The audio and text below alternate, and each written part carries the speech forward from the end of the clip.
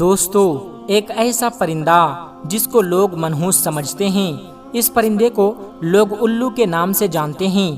کچھ لوگ اس کو گھر میں پریشانی لانے والا پرندہ کہتے ہیں۔ کچھ لوگ تو یوں سمجھتے ہیں کہ جس گھر میں بھی یہ پرندہ بول پڑے یا جس گھر میں بھی یہ پرندہ آنے لگ جائے تو اس گھر میں بہت ہی بڑی مصیبت آنے والی ہوتی ہے یا کسی کی موت ہونے والی ہے۔ یہ پرندہ ہمیشہ ویرانوں میں رہتا ہے۔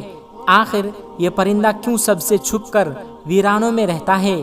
اس پرندے کے متعلق ہم آپ کے ساتھ معلومات سے بھرپور ویڈیو شیئر کر رہے ہیں، لہٰذا اس ویڈیو کو اینڈ تک ضرور دیکھیں۔ اور آپ لوگوں نے اس پرندے کو اپنی زندگی میں کبھی نہ کبھی تو ضرور دیکھا ہوگا۔ آپ نے یہ بھی محسوس کیا ہوگا کہ یہ پرندہ ہمیشہ اداس ہی کیوں رہتا ہے اور ہمیشہ ویرانوں میں ہی کیوں رہتا ہے؟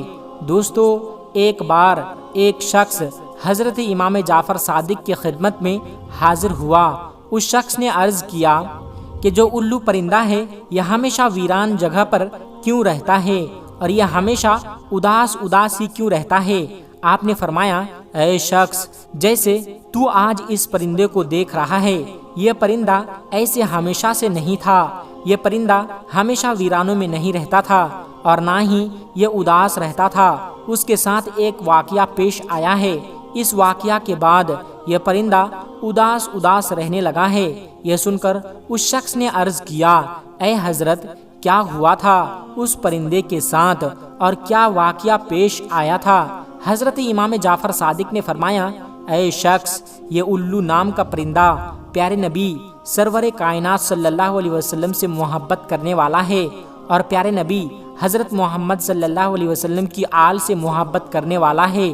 اس پرندے کو پتہ چلا کہ حضرت امام حسین رضی اللہ تعالی عنہ کربلا میں اپنے تمام لوگوں کے ساتھ رکے ہوئے ہیں، تو یہ الو محرم کی رات کربلا میں جا پہنچا اور جا کر حضرت امام حسین رضی اللہ تعالی عنہ سے عرض کرنے لگا، یا حسین، میرے لیے کیا حکم ہے؟ تو امام حسین رضی اللہ تعالی عنہ نے فرمایا، اے پرندے، تو یہاں سے چلا جا، کیونکہ کل نبی پاک صلی اللہ علیہ وسلم کے آل کے ساتھ جو کچھ بھی ہونے والا ہے وہ تم نہیں دیکھ پاؤ گے۔ تو یہ سن کر پرندے نے کہا، یا حسین، میں یہاں سے نہیں جاؤں گا، میں یہیں رکوں گا۔ جب الو پرندہ ضد کرنے لگا تو آپ علیہ السلام نے فرمایا، ٹھیک ہے، تم رک جاؤ۔ اس کے بعد اس پرندے نے کربلا کا پورا واقعہ اپنی آنکھوں سے دیکھا۔ یزید نے امام حسین رضی اللہ تعالی عنہ کا سر مبارک آپ کے بدن سے کیسے جدا کیا، اس پرندے نے سب اپنی آنکھوں سے دیکھا۔ امام حسین رضی اللہ تعالی عنہ کے ساتھیوں کے ساتھ جو سلوک بھی کیا گیا اس پرندے نے اپنی آنکھوں سے دیکھا۔ تب سے ہی یہ پرندہ انسانوں سے نفرت کرنے لگا اور انسانوں سے ڈرنے لگا۔ یہ پرندہ راتوں کے وقت اندھیروں میں گھومتا ہے، جیسے ہی اجالا ہو جاتا ہے انسان اٹھ جاتے ہیں، ویسے ہی یہ پرندہ واپس لوٹ جاتا ہے۔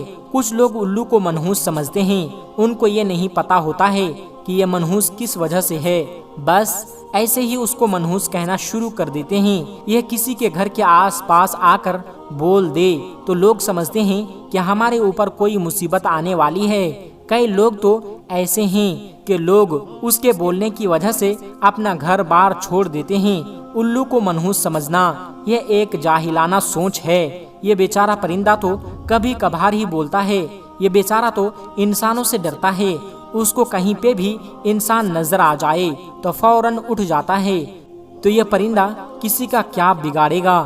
آپ کو یہ جان کر حیرانی ہوگی کہ دنیا میں 205 اقسام کے الو پائے جاتے ہیں، لیکن ان کی پوری قوم کو دو خاص قبیلوں میں بانٹا گیا ہے، ایک برانا الو اور دوسرا عام الو۔ آپ کو یاد رہے کہ چوہے، کیڑے مکوڑے وغیرہ انسانوں کے دشمن ہوتے ہیں اور ان کے کھیتیوں کے دشمن ہوتے ہیں، لیکن الو ان کو اپنی خوراک بنا کر کروڑوں کا اناج بچاتا ہے اور لوگوں کی مالی مدد کرتا ہے۔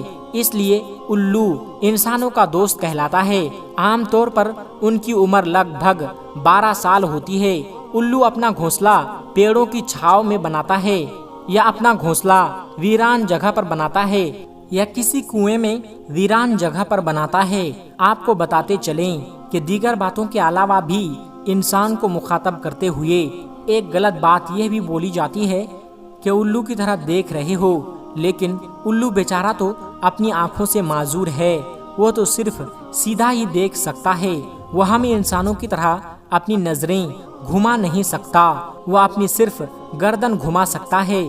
تو کچھ لوگ الو کا طعنہ دے کر لوگوں کو کہتے ہیں کہ الو کی طرح کیا دیکھ رہے ہو، دوسرے پرندوں کی نسبت اس کے پر بہت ہی ہلکے ہوتے ہیں اور ملائم ہوتے ہیں، اس لیے جب یہ اڑتا ہے تو اس کے پروں کی بالکل بھی آواز نہیں ہوتی۔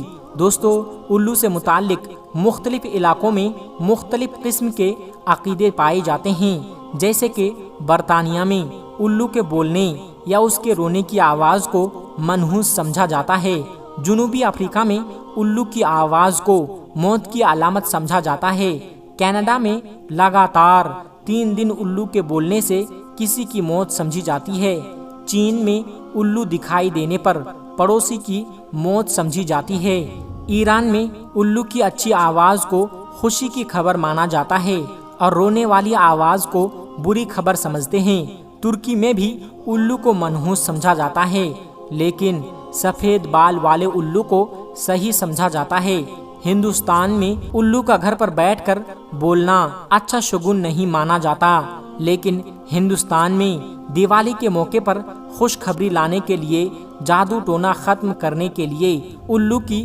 بلی چڑھاتے ہیں، یعنی کہ الو کی قربانی دیتے ہیں۔ دوستو، آج کی ویڈیو میں بس اتنا ہی، ملتے ہیں ایک پھر نئی ویڈیو کے ساتھ، تب تک آپ اپنا اور اپنوں کا بہت زیادہ خیال رکھیے گا۔ السلام علیکم ورحمۃ اللہ وبرکاتہ۔